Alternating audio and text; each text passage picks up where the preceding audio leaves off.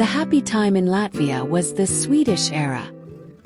It was the period during the 17th century, mainly 1621 to 1710, when large parts of Latvia, Livland, belonged to the Swedish Empire. The Swedish era is a positive myth. Despite the fact that the period meant land ownership for the nobility and serfdom for the population, it has often been presented in Latvian historical accounts as the happy time, compared to the subsequent Russian rule. Cultural and administrative reforms were implemented.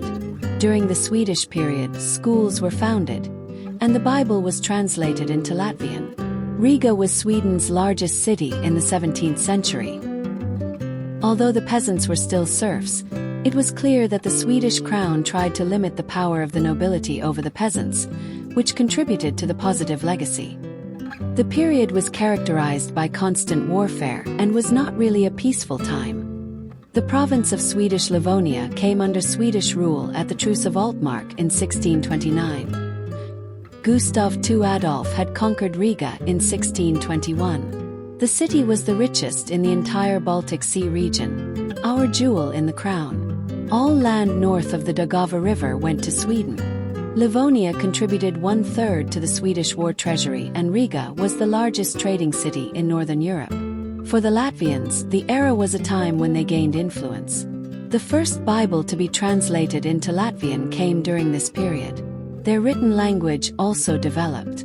An ABC book in Latvian was printed in 1683.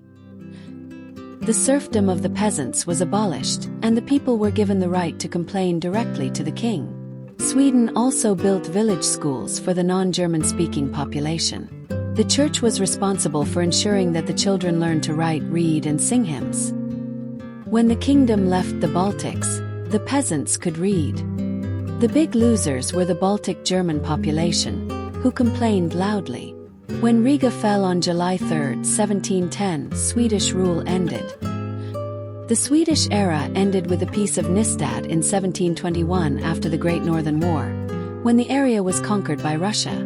It was the beginning of a new golden age for the German-speaking people and a decline for the Latvians, which lasted until Latvia became independent in 1920. For many Latvians, Swedish rule appears to be a happy time, in an otherwise harsh history with oppression from all sides.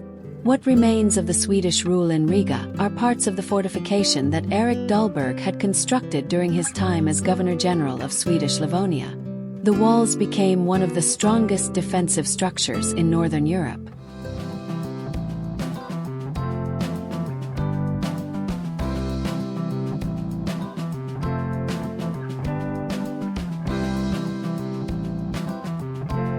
A welcomed return.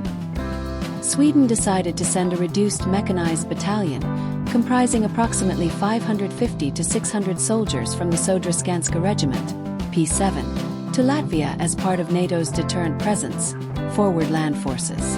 The first force arrived in January 2025 for a 6-month mission to strengthen the defense of the Baltics. The purpose is to prevent war through deterrence and to be part of a Canadian-led brigade on Latvia's eastern flank. They are stationed in Camp Valdemar outside Riga.